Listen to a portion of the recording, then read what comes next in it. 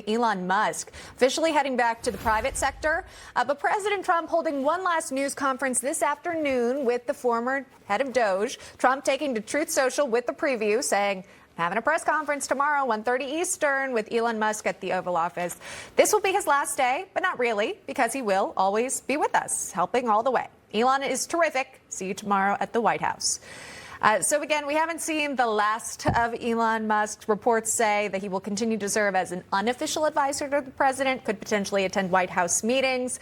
Only time will tell there, although he was a special government employee. So that was a set timeline either way. And now that time has come to an end. With that, let's welcome in our panelists, Robert Bluey, president and executive editor of the Daily Signal.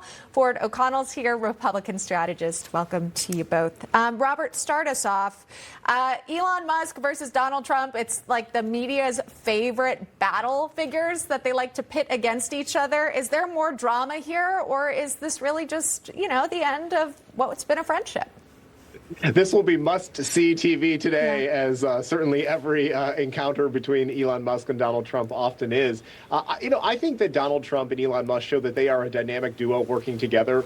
For years, we have waited for somebody in Washington to finally cut government spending and show the American people that there was waste, fraud, and abuse taking place with their tax dollars. Elon Musk and his team at DOGE were able to do that. I think President Trump is probably grateful for all of the work that he's put into that. But let's face it, Elon Musk wears many different hats. He has a number of companies that he needs to get back and focus his attention on. And as it pertains to the big, beautiful bill, I think what Elon is saying is that there's more work that Senate Republicans can do to enact greater cuts. And I think as a conservative, we should want to see that. This is not a finished product yet. Let's see what work people like Senator Ron Johnson and Mike Lee and Rand Paul can do, and then make a final judge to see where it ends up.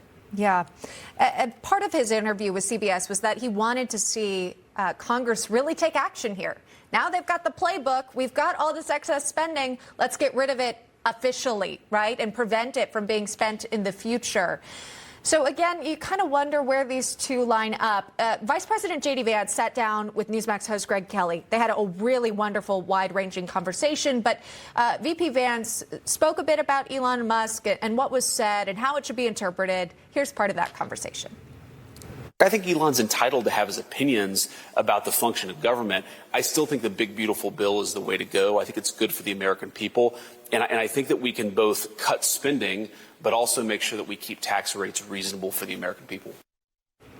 That's not all. Speaker Mike Johnson weighing in, of course, defending the massive spending bill that he was able to wrangle Republicans to agree with, saying it can be big and beautiful, apparently texting his good friend Elon to defend the proposal. So, Ford, what do you see in all of this? Is this drama? What's going on?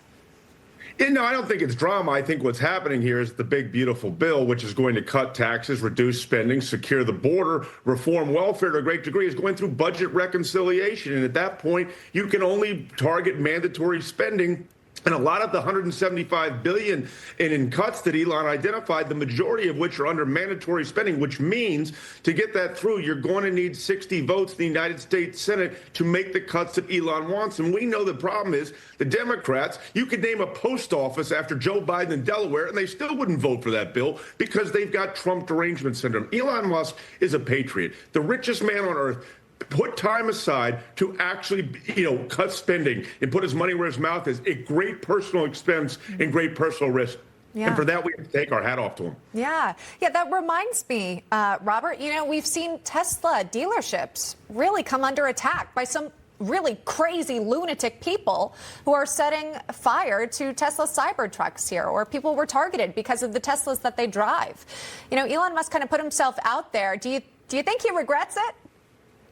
Well, I think I agree with Ford. He is a patriot. He's somebody that we should be very thankful for. And in many respects, he's similar to Donald Trump. I mean, Donald Trump did not have to descend that escalator 10 years ago and leave the comfortable world of the business community that he had been so successful in to run for public office and endure the kinds of attacks on him and his family. And so Elon Musk, I think, probably knew that he would be in the crosshairs stepping into a role like this. He might not have experienced or expected all of the attacks on his companies and the individuals who buy products like Tesla cars. I mean, it is just really disturbing that Americans would go down that path simply because they disagree politically with Elon Musk. And so, anytime you're in the public spotlight, though, this is something that I think you have to endure. And it's just a sad state of our country that individuals would take things to the extreme as they did here. Yeah, he was just a champion by those left of center for creating these electric vehicles with so much success, and then how quickly they turn when you see him in the MAGA hat.